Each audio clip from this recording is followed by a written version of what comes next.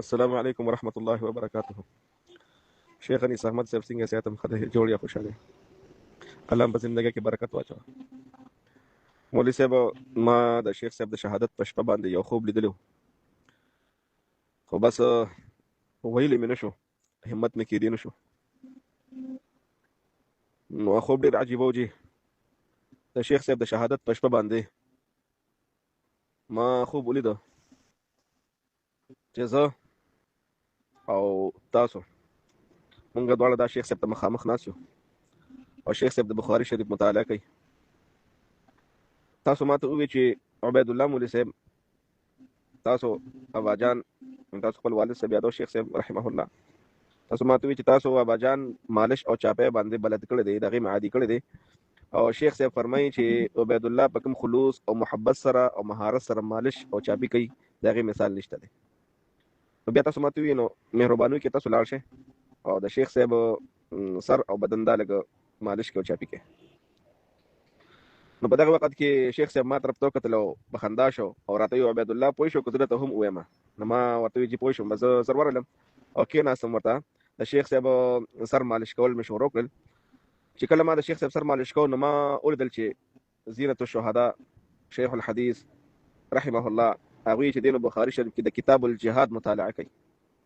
زه ډېر زیات حیران شوم چې د کال ابتدایي ایام دي، ابتدایي ورځې دي، په دې ورځو کې خو شیخ صاحب کتاب الایمان پړاوي. نو ډېر انتهایی حیران شوم. نو ما ته تپوس وکړو چې شیخ صاحب دا خو د کال ابتدایي ورځې دي او تاسو به کتاب الایمان په دې ورځو کې پړاوه، کتاب الجهاد خو نه پړاوه، دا تاسو د کال اخیر ورځو کې پړاوه. نو شیخ صاحب رحمه الله دا راته وفرمیل او ځکه چې زه به سبا له کتاب الجهاد پړاوم، نو په دې وجه باندې کتاب الجهاد مطالعه کوم. چې کله شیخ صاحب دا خبره وکړله زما اچانک د شیخ صاحب چې دی نو په دې مسواک ګوته باندې نظر شو چې هغه خپله مسواک ګوته د شهادت دا ګوته دی ایښې وه، باب تمني شهادت په دې باندې ایښې وه.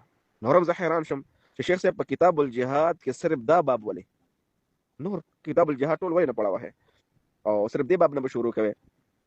په دغه سوچ کې وم چې استاد محترم یعنی شیخ صاحب راته وی چې عبید الله مولوي صاحب ما نه دا تپوس نه کوي چې باب تمني شهاده دا زه ولې پړاوم. نو ما ورته وی شیخ صاحب زه همدغه سوچ کوم، همدغه سوال کول غواړم چې تاسو دا صرف ولې پړاوه.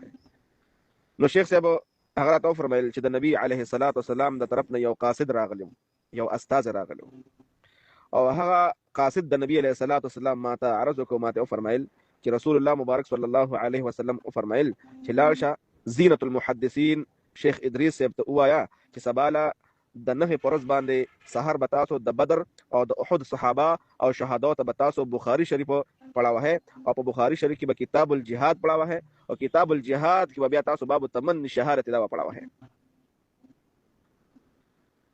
نو بیا ته وفرمایل چې تاسو ته پته لګي چې هغه قاصد د نبی علیه الصلاة والسلام څوک و.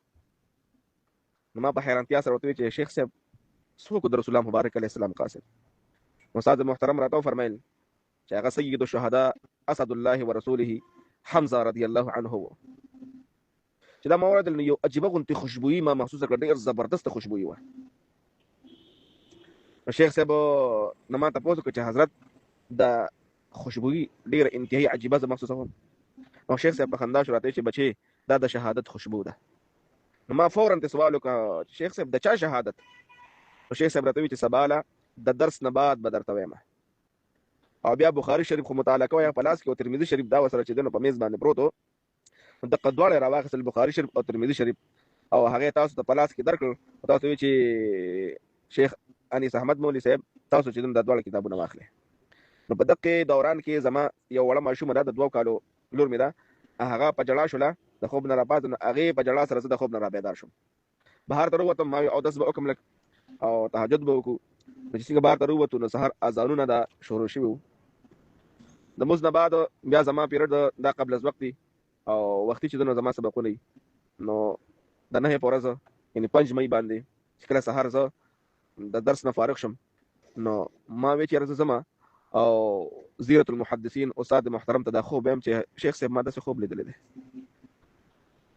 زه را روان شم د کور نه او خپل کتابونه مې دلته کې چې د معهد کې کېښودل. دې کې زما اوښې دی مولانا یونس صاحب د جلو، هغه ما ته رنګ وکړه، راته وایي هلکه شیخ صاحب شهید شوی دی. موږ ته چا ټلیفون وکړو چې شیخ صاحب شهید شوی دی. نو ما ورته یاره ما ته خو پته نه لګي تاسو چې وي هغه راته چې ملګری راته وی چې شیخ صاحب شهید شوی دی نو ما ته پته نه لګي زه معلومات کوم بیا ته بیا ما حمید الله خان به ترنګ وکړ ناغه راته وی چې اوسه پورې لا کنفرم نه ده بس بیا زما سره صبر نشو بس په منډه باندې تاسو کور طرف ته درالم چلته ورسته د بزرګونو خلک ولاړو بس بیا زه پوه شم چې زینت المحدثین شیخ الحدیث رحمه الله هغه جنت ته رسیدل دي د بدر او د احد صحابه او شهدا ته به اسباب تمنی شهادت الدرس کې هغه کې به مشغول وي ما ته د خپل خوب تعبیر بس بیا معلوم شو چې شیخ صاحب د درس نه بعد به تویم چې د شهادت د خوشبو د چا ده د درس نه بعد مراد دا و چې یاره د شهید کېدو نه بعد به ته پته ولګي چې ای عبید الله د خوشبو زما د شهادت خوشبو او په دویم ورځ باندې چې کله بیا حسن جان مولانا حسن جان صاحب چې دینو د نعمانی محتمم کله تاسو ته بخاری شریف او ترمذی شریف دا ډول کتابونه د شیخ صاحب درکړل نو هغه تعبیر مې ذهن کې چې دغه راغی چې یاره شیخ صاحب اخیره کې بخاری شریف او ترمذی شریف تاسو ته پلاس کې درکړل نغي عمدق تعبیر دی چې ای زما بچیا شیخ صاحب یعنی شیخ انیس احمد صاحب دغه ډول کتابونه دمانه پس بدا تاسو پڑھاوه مولوی صاحب دا خوب مې لیدو ما کې ته همت ونه چې تاسو ته مخامخ شم تاسو دا خوب بیان الله عزت من لره الله خوشاله الله په عمر کې برکت واچو